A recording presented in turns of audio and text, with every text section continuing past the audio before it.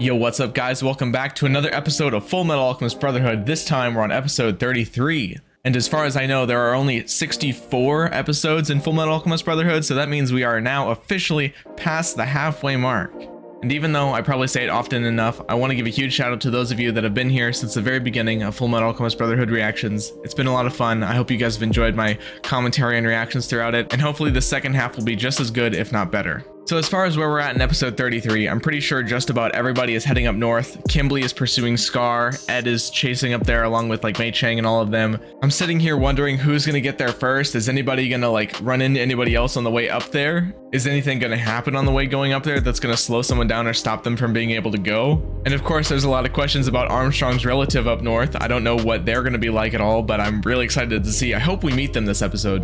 I'm ready to get into the episode and find out. If you guys want to check out the next episodes right now, they're over on my Patreon. Episode 34 is on the Soul tier, and episodes past that, at least a month in advance, are on the Ascended tier. Those reactions are also extended length, so you get more reaction and more discussion to go along with it. And of course, you also get the benefit of watching the other reaction series I'm doing as well, like Arcane. Let's jump right into episode 33, shall we?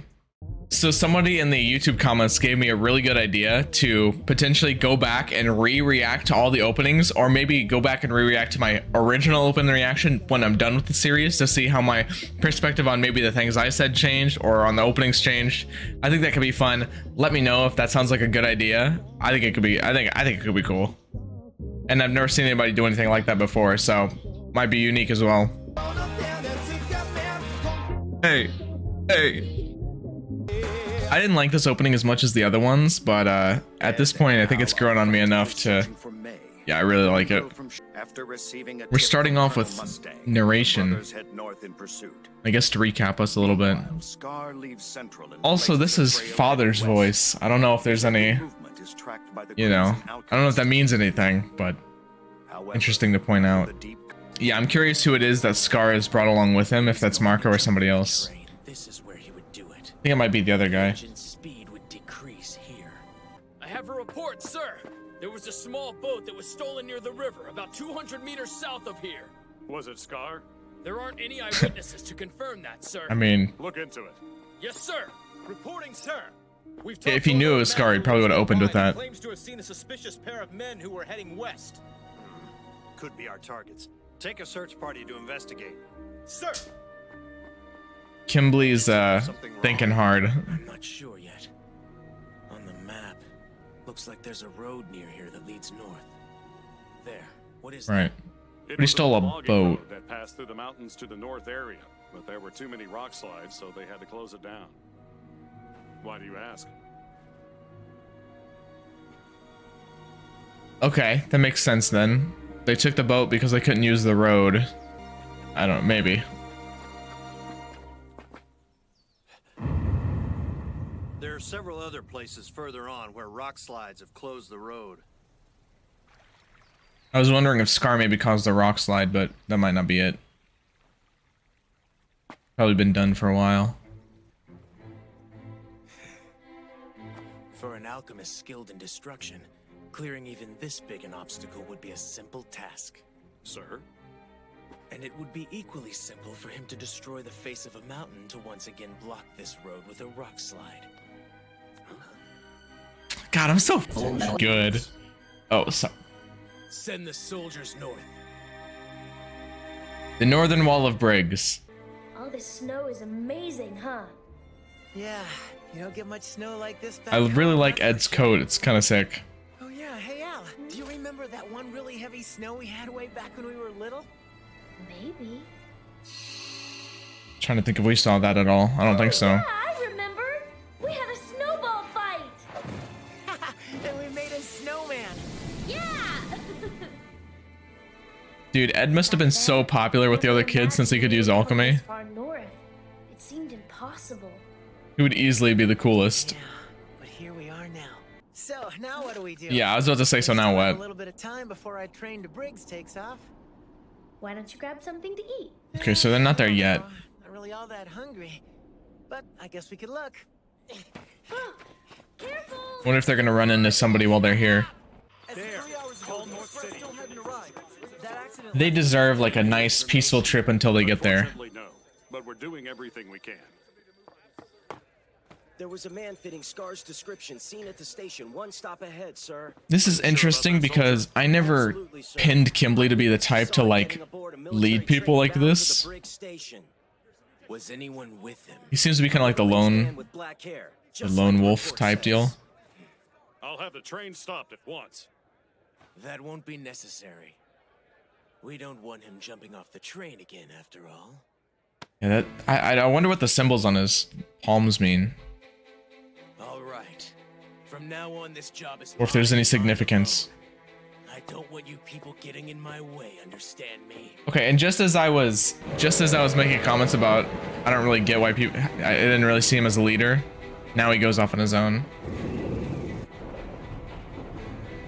The fact that they don't show Marco's face here really makes me wonder if it's him. Either they're not showing it because he was disfigured, or because it's not him at all.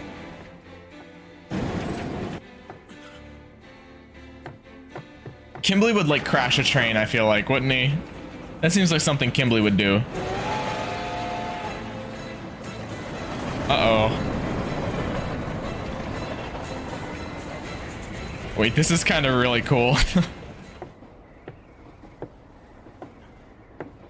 Dr. Marco, I'm here to apprehend you. You can't run anymore. Is it Marco or? Surely you're not alone. Where's your friend Scar? No, it's not Marco. It is the other guy. Sorry, but you're not going anywhere. You're mine now. I don't remember his name. Who are you? I knew there was something weird about the fact they weren't showing his face. The murderous Ishvalan I've heard so much about. So good to see you. It was kind of a lame attack, Scar. What was that? You could do better. Come on. Oh. Yeah. Right, okay. This slipped my mind. They both recognize each other. Alright. Not that I even like this guy, but he should get, yeah, you should get out. Oh, I'm so excited to see this. There's so much tension. Kimberly, are you? Known as the Crimson Alchemist. Tell me, do you remember my face? Oh, I remember you very well indeed. You were in the Conda district of Ishval, isn't that right? Wow, Kimberly remembers everybody They were members of your that he family, killed. Yes. I remember another fellow who looked just like you, except he had glasses. Of course, it's hard to see a family resemblance when someone is losing tons of blood and screaming in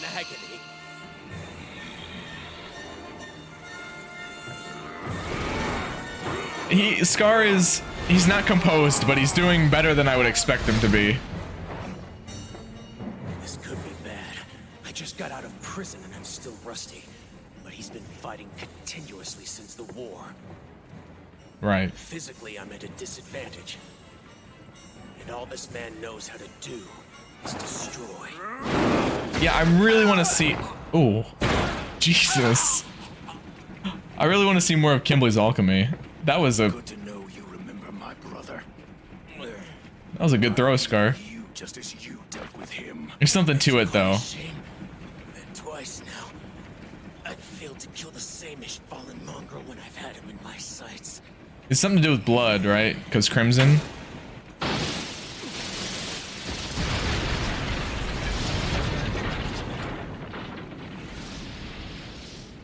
I saw that coming. It's terribly humiliating to have to leave when we were just getting things started here. Isn't that like in a really like vital wound area? I would say Scar got off there pretty good. What do you think that sound was? They don't realize that the train just got a whole lot faster from like losing half of it.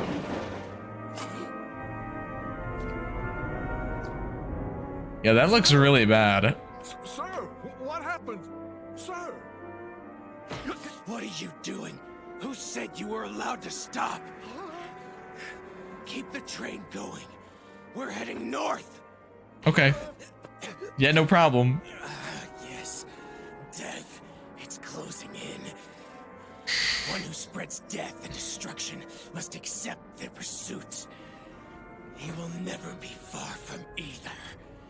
But what could be more beautiful than doing work that puts your soul at risk? Because that's what it means to be alive. At least on this battlefield. Okay. Interesting. Yeah, I can kind of get with that. You know, at least the part about like taking risks and making yourself feel alive. That's respectable. I can understand that to some degree. So a lot has happened already. A lot has passed by this episode. I didn't realize, now looking at the time, this episode's already half over. I don't know where the time went. I feel like it just started. So I guess we can just start off with what just happened. Kimberly and Scar, I didn't even like think about the fact that they were, I mean, I knew he was pursuing him, but I didn't really consider their backstory with each other. At least in this moment, I didn't consider it. But if you had told me that Kimberly and Scar would be facing off, I would not have put Scar at the upper hand. I really wouldn't have. I mean, I guess it's true, like Kimberly said, he's been in prison for a long time and Scar's been continuously fighting and killing and battling other alchemists, so one is in practice and one isn't. But even taking that into consideration, we know Kimberly decimated Ishval and he has a Philosopher's Stone within him that he can use to make his alchemy, like, infinitely more powerful. So I guess it's fair to say that I'm pretty surprised at how this first encounter turned out. I don't think it's a stretch to say that of this whole series so far, Scar has had some of the most time for character development. I mean, I think we were introduced on him in like episode 4 or something. But this last couple episodes in particular has been especially important for him. Not only him meeting Dr. Marco and learning a lot of truths about the Ishval War, about how it was actually Envy that committed it, about how Marco was involved, you know, their plans to sacrifice all the Ishval for a Philosopher's Stone. And now he's met back up with Kimberly, who not only killed his family and his brother, but is probably just as much to blame for the destruction in the Ishval War as just about anybody else, I would say. It's complicated because I would say Scar's view on the whole revenge thing has gotten a lot more nuanced as time has passed. But meeting up with this guy, meeting up with Kimberly, who's, you know, directly responsible for all of this, it's almost a bit regressive toward the nuances. I feel like this will drive him back straight into the pure murderous revenge that he had earlier in the series. Or at least it'll be pretty tempting to bring him back into that state, because meeting up with this guy, it would be hard to imagine Scar isn't just thrown into an immediate fit of rage. And even though I don't think revenge is a good thing, hardly anybody deserves it as much as Kimberly does. So looking at everything that just happened, I would say Kimberly's probably going to be out of commission for a little bit. Scar's probably going to make it up north before people get to him. But I don't know, now that he's actually stranded on a detached train in the middle of nowhere, in the middle of a winter storm, blizzard or whatever, I don't know. It feels like conditions that he would probably get caught in or die trying to get up there, because now he has to walk, does he not? So good luck with that, I guess. I don't know, but Kimberly either way is definitely hurt enough to the point that he's probably not going to be able to fight for a little while. And even if he does heal up a little bit, he wasn't a match for Scar here, so until he starts using his alchemy, I don't think he will be. I really don't know why Kimberly didn't use his alchemy on the train here. Also, how twisted is it that Kimberly remembers literally everybody that he's killed from the Ishval War, even though it's been years, even though he killed probably hundreds or thousands or however many. Or maybe Kimberly wasn't responsible for killing as many as I thought he was. Either way, it's pretty twisted. I expected Scar to remember Kimberly, but I didn't expect Kimberly to remember Scar. Hey, what's wrong? Nothing. My skin's still healing. It stings to have the wind blowing against it, that's all. Poor Marco. I feel so bad for him. I could have healed your face completely so it wouldn't hurt so much. No. This is the face a man like me deserves to wear. I am content with it. Well, Stop for a second. Look at least over he's there. not pitying himself. Fullmetal Alchemist. Fullmetal Alchemist. Oh, okay. Just spoils her name. We haven't even met her yet, but okay. Do you have any idea where they might have gone? I believe they said they were going north. Oh, all right. Well, thank you. That idiot. You know, she noticed that Ed matured a lot too, but I think she has tons. Oh dear, you know what that means. They're gonna die. What? What a weird thing to say. I'm cold, all right. Anime trope. All right, this is where I let Someone you go. talking about you makes you sneeze. And you in the armor. Are you not cold? Is that automail? No. Oh, okay. Well, then you should be all right. Oh, what does that mean? What was that all about? Beats me. Does That's military land beyond the fence, so stay on the road. I wonder if the Armstrong doesn't like automail or something. They have something against automail. Is it gonna give Ed a tough time about it? I can't imagine that means much else. Yeah, this is straight up dangerous. The weather here changes quickly, but this seems a little extreme if you ask me. What do we do now, brother? We can't even see the road. Relax, we'll be fine. Wonder if Ed could jump in Al's armor and just, Out here for a whole month during her training. you know. She survived. No way! She couldn't have lived in this for an entire month. Sure she could. She even killed a bear. The bears around here are more than 15 feet tall. There's no Whoa. way she could have 15 feet tall? Good lord.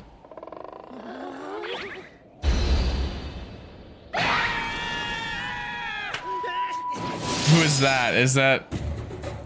Okay. I thought it was Armstrong. Our Armstrong. That's no bear. Alphonse! This is pretty cool looking. I mean, he has automail too, isn't it? Now surrender peacefully, you miserable Druckmann spy, or I'll show you exactly what this baby can do. Spy? What are you talking about? I'm not a... Okay, I understand. Did you hear what I'm saying, moron?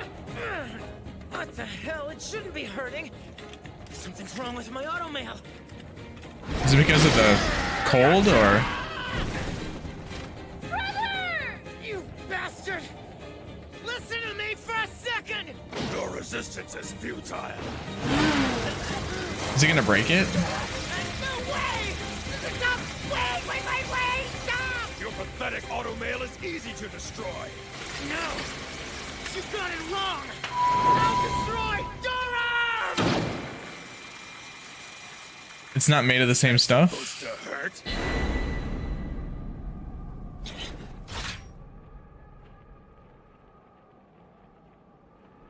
Is it that hard to say I'm from the capital? Guard. This is getting old. Just say it. Hello. Gun stuck in my face.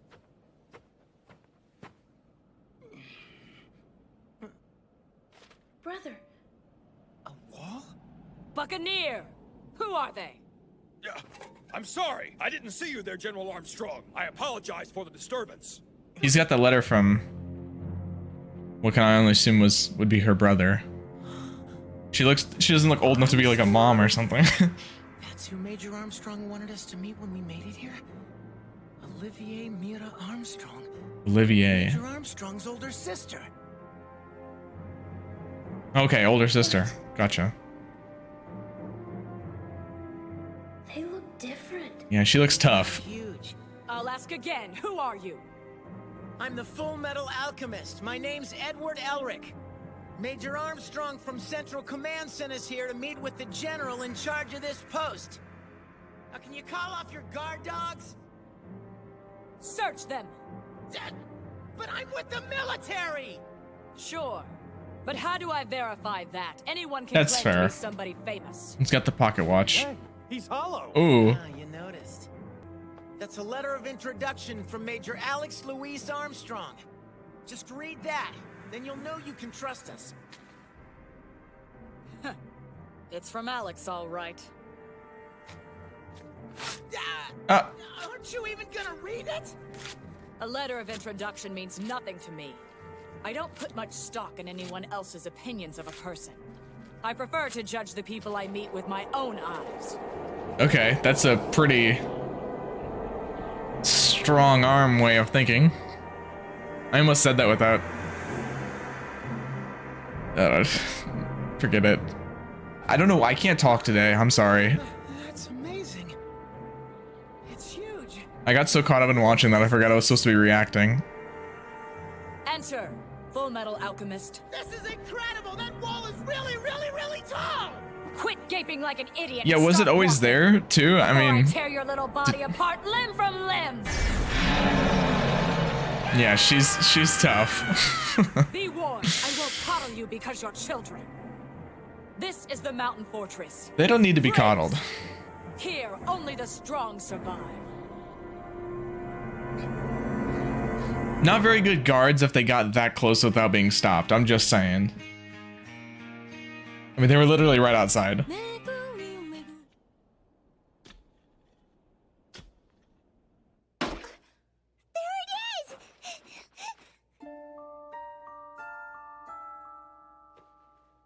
Who we got? That's it. Scar's brother's research notebook. Right. He Okay. studied different ways of combining Shingi's alchemy with the mystery and alchemy, didn't he? Do you think that could be the secret to immortality? I'm not sure. Actually. Okay. Will the information in this book bring us hope? Or do its pages contain nothing but despair? That is such a Full Metal line. There's only one way to find out. Alright, that was episode 33 of Fullmetal Alchemist. A couple things I want to talk about, especially pertaining to that after credits scene. So there's one primary thing that hit me whenever she said that it was the combination of Shingi's alchemy and Amestrian alchemy. Wouldn't it be poetic if Scar's brother's research was the way that they were able to defeat Father? Because as we know, alchemy does work whenever Father like disabled the alchemy or whatever it was that he did. There's got to be something really important about that research that has to do with Father and the overall plot of things. And I say that pretty much because of how symbolically important Scar's brother was to this whole thing. It has to have some sort of meaning or benefit to the whole Fullmetal storyline post the Ishval War. Because if it didn't, then what would Scar's brother really be? Just like a hopeless researcher that died so that Scar could take revenge on everybody? I mean, of course, there's a little bit more nuance to it than that, but I mean, I think that's how they can make Scar's brother even better of a character than he actually already is. Anyways. So we met Olivier, and as I kind of suspected, she's more of the tough type. It kind of warrants Alex's response to the whole thing whenever he said, I don't know if this letter will even help you there. And go figure, it didn't. She didn't even read it. But I wanted to know what Armstrong wrote. Why'd she have to tear it out? Because she had just like said, like made fun of it, at least so I knew what it said. I wonder what tone Alex takes with his sister. Teach me about the family dynamics, please. So next episode, we're probably going to get a lot more introduction, and we're going to see how the whole facility is run. They're in the north. The journey is complete. Nobody really ran into each other on the way, aside from Scar and Kimberly, and we all saw how that turned out. So I'm looking forward to seeing what happens next. Thank you guys so much for watching. Hope you enjoyed this episode. There was a few times where I just like literally forgot I was recording, and I was just like kind of glued to the screen and watching. There was that whole interaction with them was so, I don't know, it was suspenseful, but it was cool. This episode also kind of felt different. I'm not really sure what it is about it. Just like the way things were presented just felt a little bit different than the other ones. Not in like a bad way, but I don't know. Maybe it's just me. Thank you all so much for watching. I will see you in the next episode. Take care.